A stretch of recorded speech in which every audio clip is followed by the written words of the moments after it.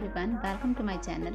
जैसा कि हम सभी जानते हैं, क्रेडिट एक बहुत ही मेजर रोल प्ले करता है हमारी economy, financial institutions as well as a individual की ज़िंदगी में।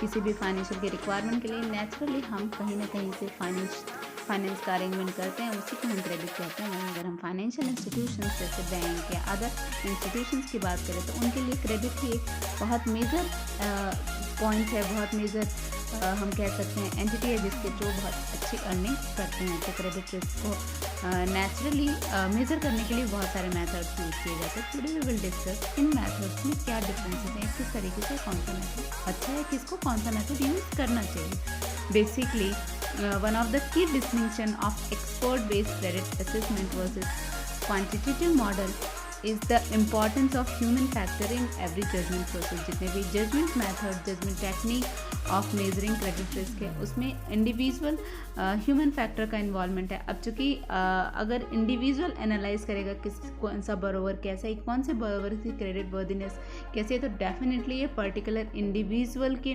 क्वालिफिकेशन, उनके एक्सपीरियंस एज वेल एज उनका जो प्रीवियस नॉलेज है उसके बेसिस पे वो जज करके बता सकते हैं। तो डेफिनेटली ह्यूमन फैक्टर इन्वॉल्व है, तो वो पर्टिकुलर इंडिविजुअल या पर्टिकुलर ग्रुप ऑफ इंडिविजुअल्स जो कि एक्चुअल में क्रेडिट पे अपना ओपिनियन प्रेजेंट कर रहे हैं, उनका रोल बहुत ही ज़्यादा इम्पॉर्टेंट होगा। वहीं अगर हम क्वांटिटेटिव मॉडल्स की बात करें तो क्वांटिटेटिव मॉडल्स जनरली बेस्ड होते हैं जो भी उस पर्टिकुलर बिजनेस, पर्टिकुलर एंटिटी या पर्टिकुलर ह्यूमन के जो भी फाइनेंशियल इंफॉर्मेशन अवेलेबल होते हैं उनके बेसिस पे। तो नेचुरली जो भी फाइनेंशियल इंफॉर्मेशन अवेलेबल हैं उनके बेसिस पे जितने भी हम रेशियो एनालिसिस या जितने भी हम इंडिविजुअल्स के फाइनेंशियल स्टेटमेंट्स के उनके एनालिसिस करते हैं, उसके बेसिस पे फाइंड आउट करते हैं कि क्या उस पर्टिकुलर इंडिविजुअल को क्रेडिट या फंड प्रोवाइड करना एफिशिएंट डिसीजन होगा फाइनेंशियल इंस्टीट्यूशन का या नहीं, क्या वो further along with principals interest time to time amount को पे करते रहेंगे। तो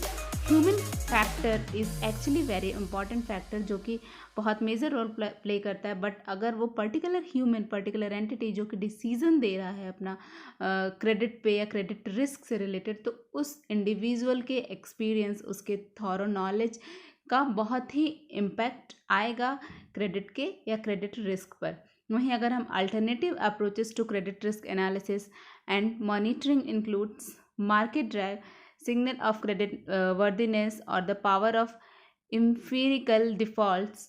हम जिस तरीके से बात करते हैं कि कोई भी इंडिविजुअल का कितना मार्केट में क्रेडिट वर्दिनेस है, किस तरीके से वो मार्केट में फाइनेंशियल्स को डील कर रहा है, उन सारी चीज़ों को भी कंसिडर करके आइडेंटिफाई किया जा सकता है, देखा जा सकता है कि किस तरीके से किसी इंडिविजुअल या किसी एंटिटी में कितना क्रेडिट रिस्क इन्वॉल्व है। तो there are various methods, various techniques, with the help of that we can easily analyse the credit risk, but actually the financials are related risk is affected by the various macro and micro factors as well as individual factors also। तो there is actually a very risky element, और इस element को proper thorough analysis करने के बाद ही financial institutions को approval और rejections का डिसीजन लेना चाहिए। वहीं इंडिविजुअल्स को भी खुद को एनालाइज करने, प्रॉपर एनालिसिस के बाद ही फाइनेंशियल सपोर्ट्स के लिए जाना चाहिए।